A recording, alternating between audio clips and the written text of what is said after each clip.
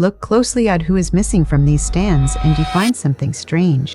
A lot of them are not poor. Some had a full $15,000 set aside for this. Others spent 2 years beating a savings jar week by week just to be here. The money was there. What ran dry was something harder to name. The sense that the trip would pay them back in feeling. That is the quiet story under the noise. So the football itself is not the problem. Inside the bowl, the game is everything the posters promised. Roaring crowds. Goals that stop your heart. Nights nobody forgets. The trouble starts at the edges of all that. Past the turnstiles, the experience frays. Travelers are backing off in numbers nobody planned for. Hotel rooms that should have vanished by now are still bookable, and the space between the pitch and the paperwork keeps stretching. Stay with that gap because it explains more than any scoreline. Here is the part most coverage walks past. 2 years of saving does not just buy a ticket. It buys a promise to yourself. You hand over the cash expecting the memory to be worth it. The instant that expectation cracks, your internal math flips. Your bank account never moved, but the verdict did. That is the shift quietly draining this tournament. Not a wallet problem. A worth problem. People asking whether the prize still justifies the climb. Let me walk you through how that conviction unravels. There is no single blow that ends it. It wears down, one disappointment at a time. Begin with expectations, the silent weight on the whole scale. The United States did not arrive as a neutral host. It arrived wrapped in a reputation it had been selling for generations. Biggest, slickest, the land where the machinery just hums. A reputation that high becomes a trap. Raise the standard far enough, and tiny failures stop reading as tiny. A short delay no longer feels like a delay. It feels like a lie. So the country walked in already scheduled to disappoint, graded against a brochure it wrote itself. The first fracture arrived early, and it never touched the grass. South Africa flew in carrying a snag no manager game plans for. Over 20 of their players and staff were stuck at home past departure day. Nobody was hurt. There was no locker room drama. The holdup was paperwork. Their visas sat unapproved while the clock ran. They reached the tournament late, robbed of training time they could not claw back. Now sit with who these people were. Not confused vacationers wrestling a clunky portal. National team professionals. Fully credentialed by FIFA, cleared for official duty. Endorsed by the sport's own governing body. If the door swings open for anyone, it swings open for them. Maybe you hear that and stay calm. Bureaucracy lags. It happens. And fair enough, a lone hiccup proves nothing structural. But the hiccup is not where the harm lives. The harm lives in what every onlooker took from it. Meet a supporter in Colombia, 18 months deep into planning. He has sketched a budget in his head. He has been watching airfares, weighing hotels, tallying what a fortnight in America would actually cost his family. Then the news reaches him. If accredited athletes got tangled up, what chance does he stand? Nobody denies him anything. No wall goes up. He simply hesitates. The flights stay unbooked.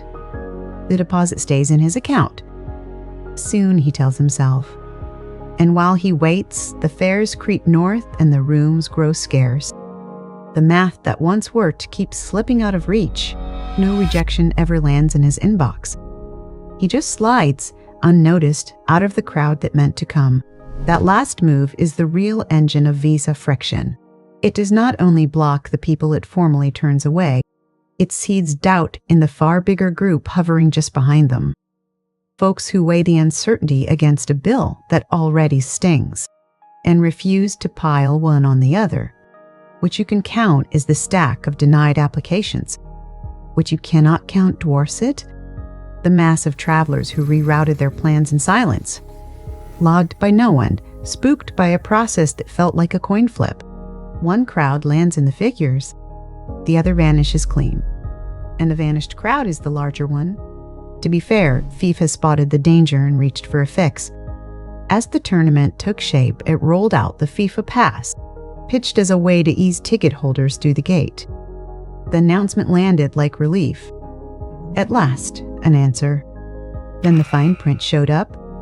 Strip the past down, and here is the whole of it. It bumps you forward in line for an appointment. Nothing more. No visa is promised. No entry is promised. The decision itself stays exactly as hard as before. You get a faster seat outside the interview room, and there the help ends. So the thing sold as the cure for the deepest fear barely touched it. Fans read that gap between pitch and product loud and clear. The comment sections kept circling one worry, phrased 100 ways. Sink thousands into this, and can you actually count on arriving? That was not rage talking. It was something flatter and stickier. Doubt. And in travel, doubt does more damage than a clean refusal. Tell a fan no, and he regroups. Leave a fan unsure, and he tends to freeze entirely. He never cancels. He just quietly lets it lapse. Worth pausing here to untangle something almost nobody splits apart. Who is really steering this mess? We toss around the word system as if it were one machine. It is not. Pry it open and you find two separate hands working two separate controls. The visa, the appointment you cannot pin down, the door that drags, that sits with the government. That is policy. The ticket pricing, the pass that oversold itself, the entry problem rebranded is solved. That sits with football's governing body. One viewer cut straight to it. Blame the sports bosses, he said, not the country. He is half right. Part of this is national policy and part is a tournament's own plumbing. But none of that helps the fan. He cannot tell which hand pinched him. From where he sits, juggling a budget and a calendar, it fuses into one verdict. Too shaky. Not worth the gamble. He does not write to the right office. He simply walks. Now to the ticket prices, the spot where most takes crash and burn. Top-tier final seats are climbing toward $11,000 in certain tiers. The figure grabbed headlines, deservedly. But notice what slips by. A steep price tag by itself does not flatten demand. The proof is everywhere. Courtside at the NBA Finals runs $10,000, and buyers feel lucky to pay it. Monaco Grand Prix hospitality clears similar sums without a flinch. Taylor Swift resale rocketed to those heights, and not one show went unsold. A big number, on its own, never kills the crowd. It only swaps out which crowd turns up, which tells you price alone is not the culprit. If it were, this would feel like any other costly spectacle. It does not. So where's the difference? Not on the ticket, in the pile around it. A fan rolling in from across America might find the seat is the bulk of the cost. For someone boarding a flight in Peru or Japan or Nigeria, the seat is line 1 of a sprawling invoice. Stack on the transoceanic flight. Stack on lodging at tournament markup in cities that gouge in any season. Stack on hauling across a country where 2 grounds can sit a day's drive apart. Stack on meals. Stack on a currency rate quietly bleeding you, and often enough, stack on the visa fees too. Run the total. That $11,000 seat is no longer the headline. The headline is a family expedition, one that can balloon to $15,000 or $20,000, all before a single foot crosses the gate. And that does more than reshape a spreadsheet. It reshapes the mood wrapped around the spreadsheet. Here's what the sports desks keep skipping. For huge swaths of overseas fans, this was never a money story first. Picture them across South America, across Asia, across Africa. It was a dream story. The line worker, the student, the household scraping by. People raised on this tournament through a flickering little screen, vowing that someday they would stand inside the real thing. The cost always shadowed that dream. It was always going to hurt. And somehow they always managed because the whole spectacle felt like it had their seat reserved. Think about the work that belief did, year after year. It pulled people through the saving and the moonlighting shifts. It carried them onto a flight they could barely justify. The dream was the motor, and it made the price feel bearable. Cut the dream loose, and the price is left standing there with no cover. Exposed. Indefensible. The same number that once felt like a worthy stretch suddenly reads like a barricade. The receipt did not change. The story around it collapsed. What is turning now is not the cost. It is the feeling. A growing chorus of fans is voicing something past mere irritation, past visa headaches. They are naming a suspicion that they are not really welcome. And those two things live in different rooms. Pricey is a logistics issue, and logistics bend to a budget. Unwelcome is a wound, and no budget patches that. Let a person feel that about a thing they have cherished their whole life. And they rarely put up a fight. No furious letters. They just stop showing up. Linger on that turn because it is the core of everything. It is the slide from cannot afford to no longer sure this was meant for me. That single drift is the most important thing churning below the surface. And it slips through every official gauge. No form captures it. No clean chart plots it. Yet it steers real choices day after day after day. One fan said it as bluntly as anyone could. Argentine. Money in hand. He admitted as much. And he still stayed home. The visa demanded an embassy slot booked seasons ahead. And once the prices piled on, his raid was short. Worth it? Nowhere close.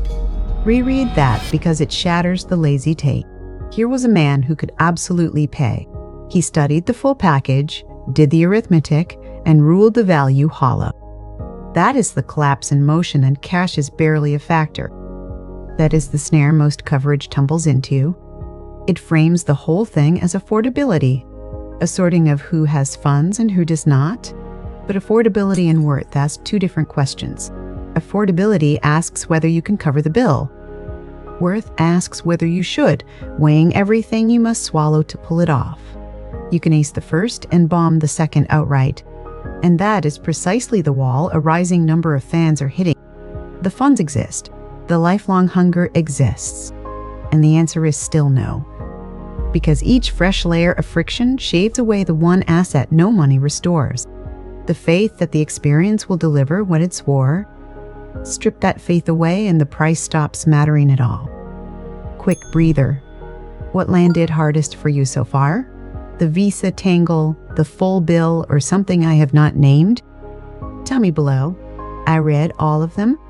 Now the story hardens from mood into measurement. We have covered what fans confess online, the dread they air in planning threads. But chatter is cheap. Where does their money actually move? That truth hides in a place few think to check. Hotel reservation numbers. Ahead of kickoff, lodging analysts across the host cities forecast brisk early booking curves. That is a standard script. A World Cup crams enormous demand into a narrow slot. So travelers normally seize rooms months out to guard both price and availability. That was the prediction. It only partly came true. Several big host markets posted bookings that landed limp, weaker than the forecasts. Not bare, not crashed, but by a clear, steady margin under what the trade braced for. Under every World Cup, the record holds. And that shortfall fingers something exact. It names who is easing away. Because the squeeze does not press on everyone alike, and that is the crux. The wealthy fan hardly registers it. A surprise jump in room rates is a nuisance, not a barrier. Visa jitters annoy without deterring. They are already inside the gates. The American fan at home runs a wholly separate calculation. No visa to chase, the freedom to drive city to city, a schedule that bends easily. Their friction is light and their math is plain. But light friction is not the same as cheap, and that deserves saying out loud. An American watching this dropped a line that lodged in my mind. He could never swing the trip, he said, then added, and I live here. Hold on to that. The event unfolds in his own backyard. No border to clear, no ocean to cross, no exchange rate gnawing his savings. And the cost still shut him out. That is the part the spreadsheets would rather not headline. The worth problem ignores your passport. It catches the hometown fan too. Only the severity differs. The middle, though, takes the hardest hit. Picture the overseas fan from a mid-tier economy. A genuine budget, a plan that has to interlock piece by piece. That fan absorbs blows from every angle simultaneously. Costly flights, costly rooms, costly seats, a visa that feels like a question mark, and maybe an exchange rate quietly siphoning the whole thing from below.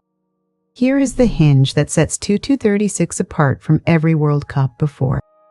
This time, the squeezed middle has a way out, one that simply was not on the table last time. Matches in Canada are an option, so is a trip to Mexico.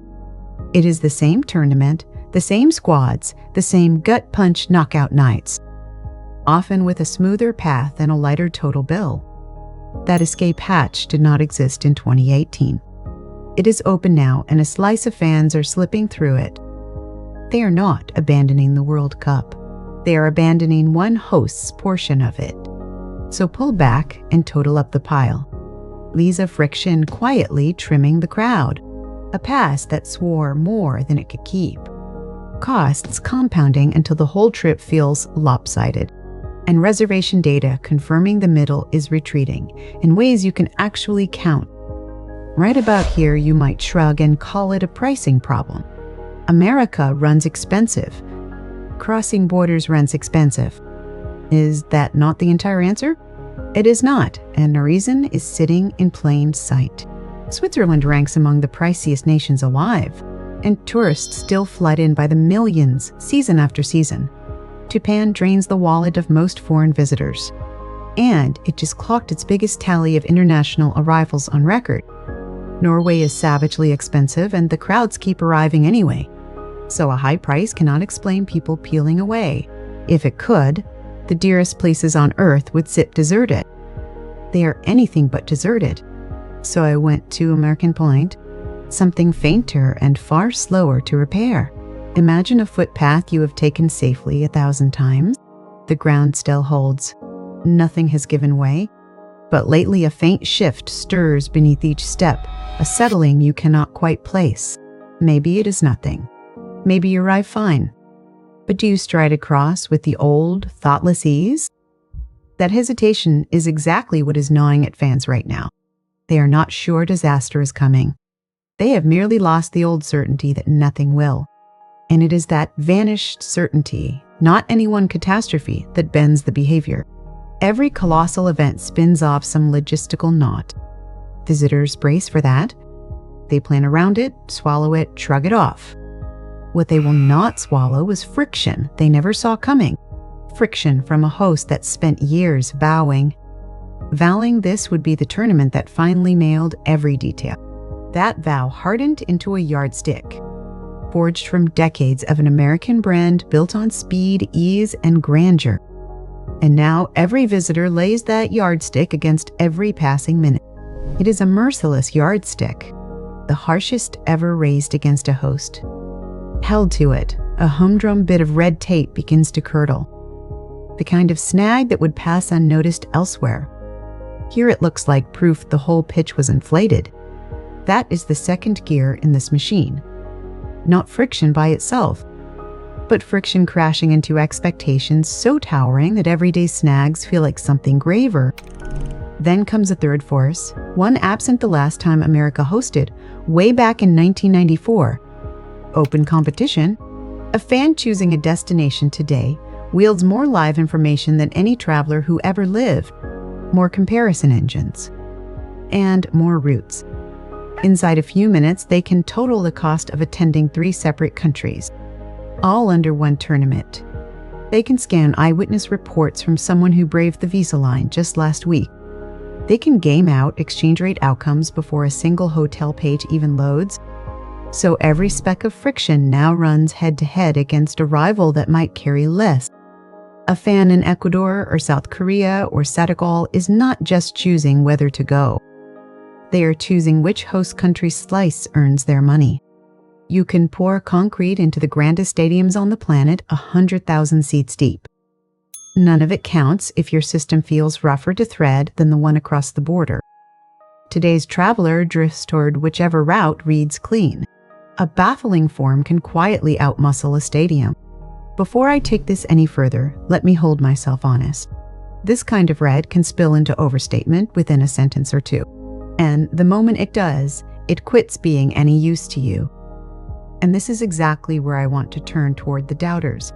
The folks convinced this whole take is overblown. There are plenty of them, and they are not wrong about everything. Scroll the comments and you will meet them. One insists the hotels are flat out booked solid across every host city. Another insists every rival channel is packed with foreign visitors, all of them raving about how much they adore it here, swearing every grim rumor about America turned out to be a myth. A Dutch supporter describes feeling truly at home, catching games at the pub, pints flowing, the room electric. And honestly, I take them at their word. I will not stand here telling those people their own week never happened. It did. The visitors living their best lives are real. The jammed bars are real. The frictionless, joyful trips are real. But none of that lands a glove on my point, so track this carefully. Every one of those tales belongs to someone who showed up. We are tallying the bodies and the seats and the stools. And yes, they are having a blast. Wonderful. My entire case rests on the people who are not here, the ones who never booked, the ones who slipped away months back and left no footprint. You cannot interview the fan who stayed put in Lagos. You cannot film the household in Lima that chose Mexico instead. They never surface in a sold-out hotel. They surface as the shortfall, the distance between what the trade forecast and what the bookings actually returned. A packed hotel reports on the people who said yes. It says nothing about the bigger pool who looked, wavered, and backed out. Both truths stand at once. The bars are heaving, and the middle has gone missing. That is no contradiction. That is the entire thesis. So both halves of the comment war are right together. The fan who loved his week is right. The data flagging soft demand is right. They are simply describing two separate populations. One is loud, visible, and celebrating. The other is silent, absent, and uncounted. The error is letting the loud one testify for the silent one. Let me be exact about where the strain actually clusters, because it is not uniform. The headline knockout fixtures still pull force demand and premium pricing. Argentina, Germany, Brazil. Corporate boxes are filling and the upper market is broadly steady. The strain lives in the middle. Overseas fans from mid-tier economies aiming for group stage games in the smaller host cities. That is where the soft demand surfaces. So this is not a tale of a broken tournament. It is a tale of a system, one that hums for the high rollers and dumps uneven friction on everyone below them. One more straight word. The internet always blows the bad trip way out of proportion to how often it strikes. The fan who sailed through a perfect week is probably not posting threads about it.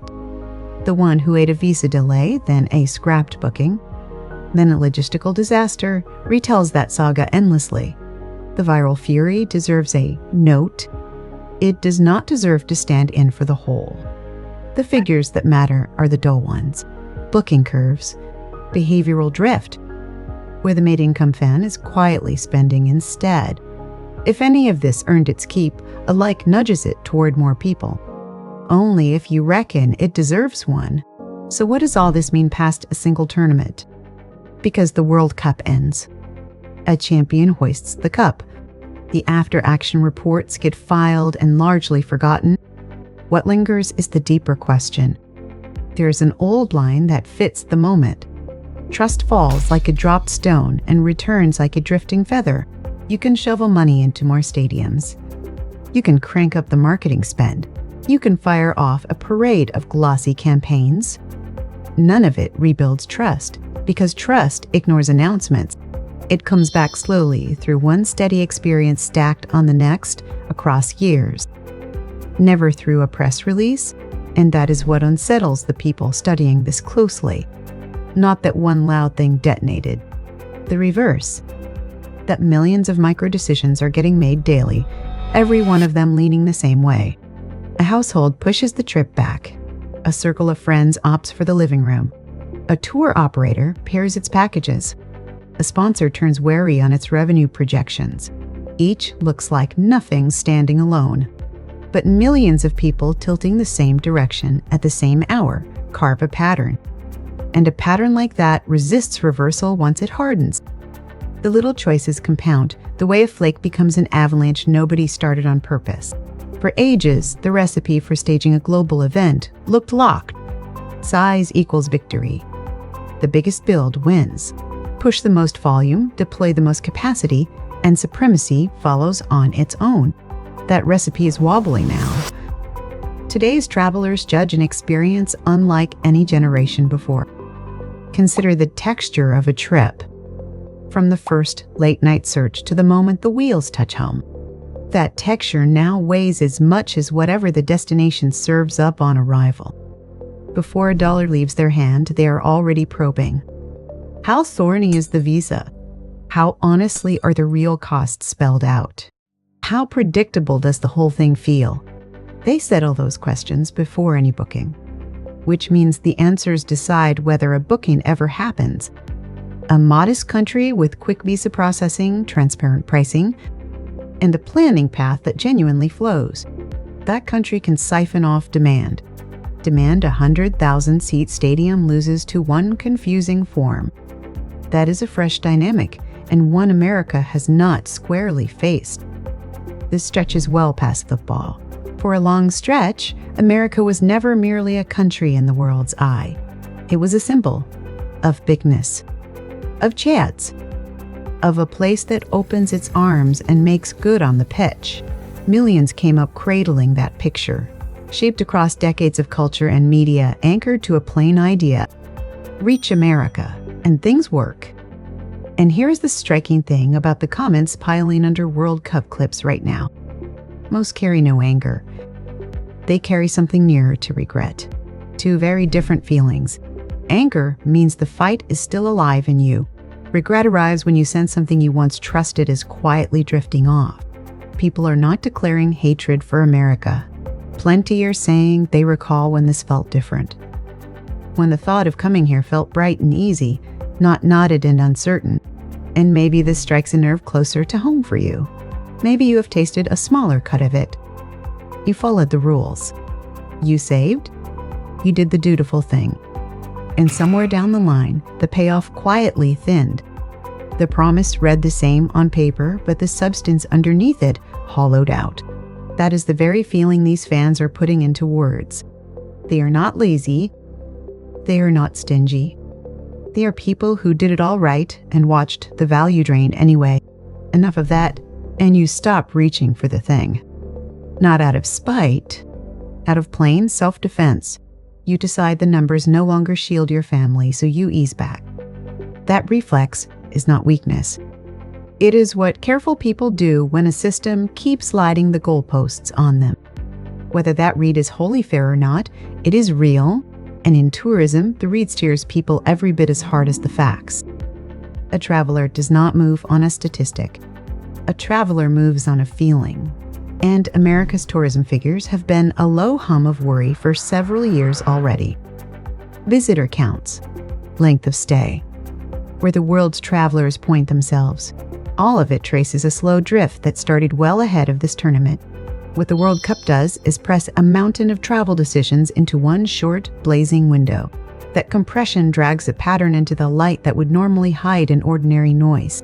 The limp bookings, the behavioral drift, the quiet flow toward Canadian and Mexican grounds, all of it falls in line with the longer trend. This is no tournament fluke. It is a tournament-sized window onto something that was already rolling. So, what is the real takeaway? In today's experience economy, world-class infrastructure is the price of entry. But on its own, it no longer carries the day. Infrastructure fixes the ceiling. It sets the most you could ever offer. But what settles whether people actually come, and whether they spend once they do, is how the entire journey feels underfoot. And that journey holds things no stadium budget ever lists. How fast a visa clears, how plainly the full cost gets laid out before anyone commits, how faithfully the trip matches the advertisement. Those are systems problems, coordination problems. Now and then, policy problems. And they happen to be the breed that big, tangled systems fix slowest, because they stay invisible, right until an event this size hauls them into the open. And here's why this should land for you, even if you never meant to go. Because the same logic is creeping into everything. How a thing feels to move through is becoming the thing itself. Not the sticker price, not the size of the building, the friction, the clarity, the trust. Whoever makes the path feel effortless wins the choice. Whoever makes it feel shaky loses people they never even watch leave. The 2026 World Cup is no catastrophe. The football is glorious. The grounds are alive. Billions are tuned in precisely where FIFA wanted them. But the tournament is doubling as a mirror. And the reflection is a gap. The gap between what America vows to its overseas visitors and what a countable share of them actually live through while they try to plan, to budget, to make the trip happen. That gap is not ruinous today, but it is real and it is countable. And if it never draws the seriousness we lavish on raising a stadium, it will spread on the quiet in ways far tougher to undo than anyone stumble. Big shifts almost never open with a thunderclap. They open with small turns in how people feel. One person reworks the plan. One family points somewhere new. One circle of friends settles for the couch. Each move looks like nothing. But once millions tilt the same way, it grows into a story bigger than any match. The costly splendor in a competitive world is not the loud, visible flop. It is the slow heap of small frictions that reroute behavior long before anyone in charge bothers to look. Today, the tournament is dishing out football as fine as the game has ever produced. All of it staged inside the boldest venues anyone has raised. And right now, beyond those walls, something else is unfolding. A real share of overseas fans are watching from a screen a continent away. Fans who belonged in those seats? Not because the wanting was gone. It was not. They wanted it for 2 years. They wanted it for a lifetime. They're absent because somewhere in the planning, the value quietly stopped penciling out. That is the story the scoreboard will never flash. And here is the sting for this country. Its whole identity was staked on one boast. Bigger, smoother, better than anyone. A claim like that earns more scrutiny than it is getting. So I will hand it to you. Is this a passing snag tied to one giant tournament? Or a signal of something deeper, something already turning before the opening whistle? Tell me below. I read every comment.